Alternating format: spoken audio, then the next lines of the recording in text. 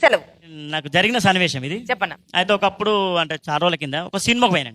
సినిమాకు పోయిన తర్వాత నాకు ఏమైందంటే మధ్యలో ఎమర్జెన్సీ వచ్చింది. ఏం కాదు నేను చెప్పుకుంటా. ఎమర్జెన్సీ వచ్చింది. ఎమర్జెన్సీ వస్తే పోయేసరికి 2 రూములు డోర్లు ఉన్నాయి. అలా చూసినా ఇక పావు గంట నిలబడ్డా, అర్ధగంట నిలబడ్డా, గంట నిలబడ్డా. లోపల ఉన్న మనిషి బయటకు వస్తలేడు. నాకు పిలువ బుద్ధి కాదు, చెప్పబుద్ధి కాదు, డోర్ కొట్ట బుద్ధి కాదు. ఇక నేనేం చేసిన గాయకుని కదా, ఒప్పుకుంటూ వెళ్ళాను గాయకుడు. 100% గాయకుడివే. నేను ఒక పాట పాడతా, లోపల ఉన్న ఆయన అర్థం చేసుకొని బయటకు వస్తారని చెప్పేసి ఉపాయం అన్ని పాట అందుకుని.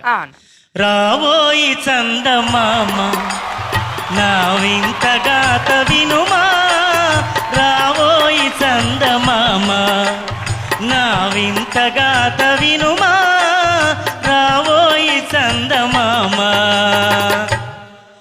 లోపలున్న ఆయన కూడా గాయకుడే. ఆ విషయం నాకు తెలియదు.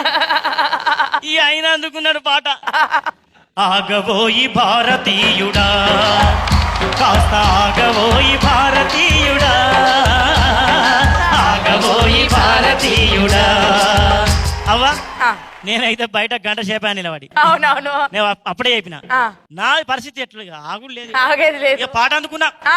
ఆగదు ఆగదు ఆపితే ఆగదు, ఆగదు ఏ నిమిషము నా కోసము, అది ఆపితే ఆగదు ఈ నిమిషము. అట్లా పరిస్థితి. లోపల ఆయన నిమ్మలంగా కూర్చుని ఆపుకుంటే అన్నీ అవుతావే.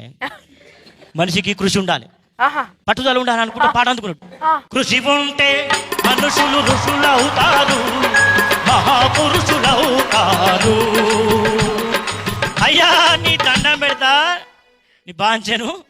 కృషి ఉంటే ఋషులు అవుతారు, కానీ ఆ ఋషికి కూడా ఇది సాధ్యం కాదు. నువ్వు ఇమ్మీడియట్లీ నాకు నా పరిస్థితి ఘోరమని. నా ఎట్లా పరిస్థితి అంటే బయట రగులుతోంది మొగిలి పొద, కన్నయ్యదా నాగిలిలా వస్తున్నా, నాగస్వర మోదేస్తా, కాటేస్తారో వాటేస్తారో. ఇక గిట్ట జరిగింది అవన్నీ. నాకు దౌడలు పట్టుకుంటున్నాయి. అమ్మా ఇక చివరగా ఒక మంచి